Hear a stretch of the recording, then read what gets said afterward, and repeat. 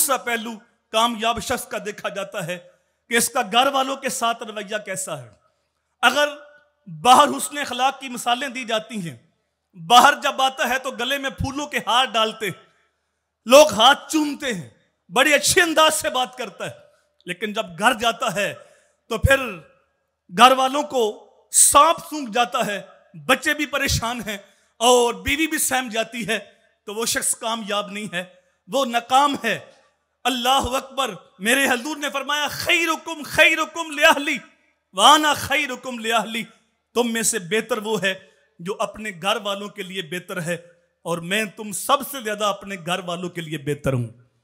हजूर सल्लल्लाहु अलैहि वसल्लम का जब वसाल हुआ तो मेरे हजूर के निकाह में 9 अज़वाज थी, लेकिन किसी एक को भी हजूर पे शिकायत नहीं थी।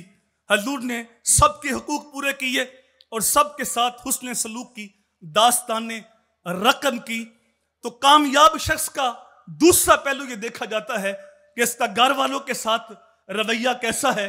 अगर घर में जाए तो बीवी के चेहरे पे खुशी नहीं आती और बच्चे भाग के इस्तकबाल नहीं करते, तो उसे अपने रवैये पे गौर करना होगा।